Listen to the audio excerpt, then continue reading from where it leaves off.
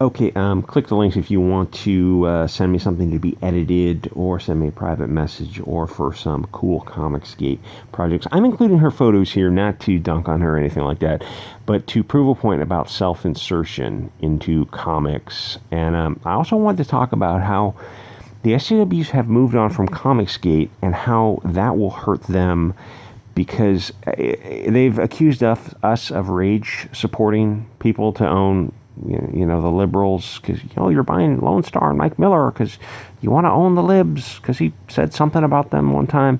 It's like, yeah, okay, whatever. But they do the same thing too. It's like, you can't tell me they're buying Deadbeats or Joe Glass's stuff because they really like that content.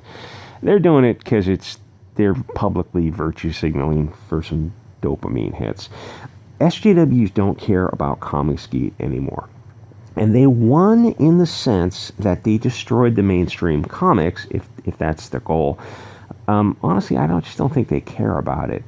But they weren't able to destroy comicsgate. Some would say that we won the battle, but they won the war. Sort of, but we don't care about the land that they won because it's such a wasteland, and we've discovered a new territory with much better farming, and it would be very difficult for them to pry us out of this territory.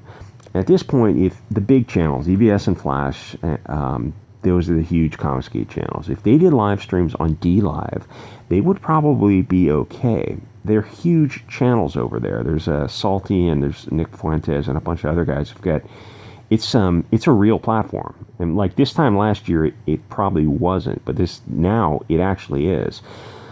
So even if the big guys get kicked off, big comicsgate guys get kicked off from YouTube, it will be survivable, and the more that transition to DLive, the better. And like I said, a year ago, it wouldn't have been possible, but now it is. But it's not likely. If they weren't able to kick off Zach or EVS by now, then they're probably going to be fine. YouTube doesn't care, but the SJWs don't care either. The SJWs have moved on. Zach said they moved on to Star Wars, but they actually moved on years ago, mostly when Zach left Twitter. For a while, they switched over to trying to abuse Flash and Tug, but their hearts weren't really in it, and that was over the subs versus dubs anime thing with Vic What's-His-Face. Keep in mind that they won't support anti-comicsgate stuff like Deadbeats if it came out today, because they don't want a virtue signal unless people are paying attention and they can get those sweet, sweet dopamine hits. There are a few huge campaigns in comicsgate. Rainbow the Brute is six figures like within hours. But there are a lot of people who were able to get published with like $20,000 campaigns, whatever it took to get, in the black. And if they're good and they grow their audience, the second book will do better, and so on. Comicsgate has created dozens of new channels and hundreds of new stories. And not to sound too fruity, but that is what is going on. It's not just comics.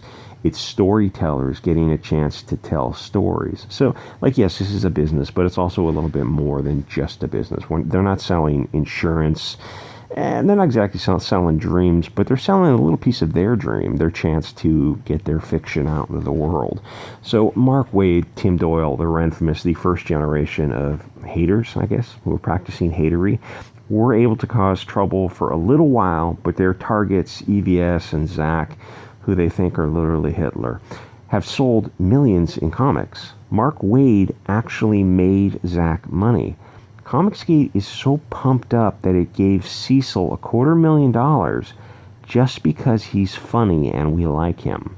The SJWs don't do that because they actually hate each other. And I'm not just saying that. If you get up on Twitter, you will see they will take any opportunity to stab each other in the back and to get closer into the circle of, into the circle of protected oppression by selling somebody out, by pushing somebody out. They kind of make themselves more marginalized and oppressed. I mean, it's all in their heads, but anyway. They get their stuff funded, yes, it's true, but not at anything close to Comicsgate levels. And there should be more of them than there are of us because they control the mainstream. There just aren't enough people who... The people say they support Joe Glass's book about gay zoo animals and interspecies erotica, but they don't actually want to put, $20 down to buy a furry book with Joe Glass on it. SJWs sell to a very limited audience. Comicsgate casts a wide net. Sana Amanat is fishing with a toothpick. If you don't pass their purity test, they don't want your business. They're looking for gay, trans, Jewish, Muslim, lesbians of color. Comicsgate just wants your money, which is fine. That's not a backhanded compliment. Comicsgate is working for money, which is good because they'll give you a better product. Everything the SJWs do is ugly.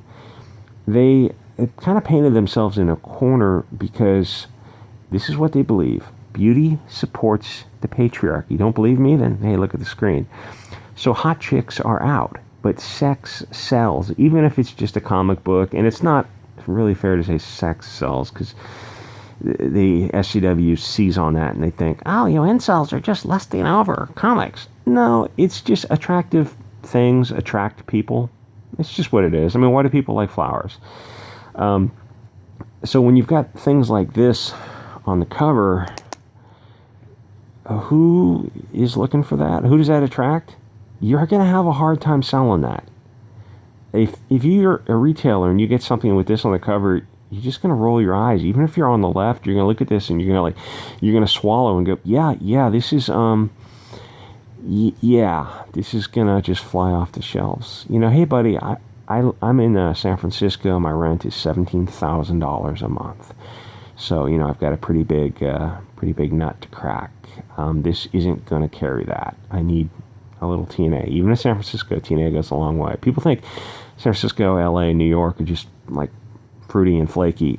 There's a vocal part of it, but it's a vocal, like in areas like the Bay Area, it's fair to say 2/3 of the people are voting left, but 1/3 of the people are voting right. And even of the 2/3 that are voting left, the people who are into this are a very small fraction of a percent. And to be perfectly blunt, even fat kids don't want a breastless, obese lesbian as a hero. The character actually looks exactly like Mariko Tamaki, but obesity isn't cool. You don't have to work hard to achieve it. Trust me, I know all about it. You just need to stuff your fat face like a piggy. Eat chicken wings at 3 a.m., Ethan.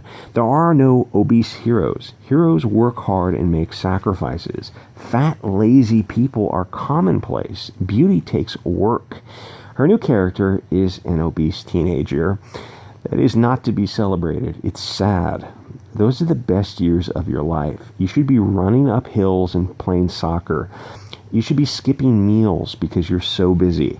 An obese young person is a sign of someone who isn't happy. This girl is not 5 pounds overweight or something minor. She's not pleasingly plump. She is gross. She's 40 pounds overweight. It is miserable to be forced to carry around 40 extra pounds. Why would you want to put that stress on your body? You're only young once. Run around, be active. You can't jog hills if you're just a fat load of lard. Added in a subsequent tweet, it's just hard being the daughter of a galaxy-wide known super hottie. Galaxy-wide known super hottie. Well, I want to read about the super hottie. I don't want to read about what looks like 200 pounds of mayonnaise wrapped tightly in saran wrap. That has no appeal to me.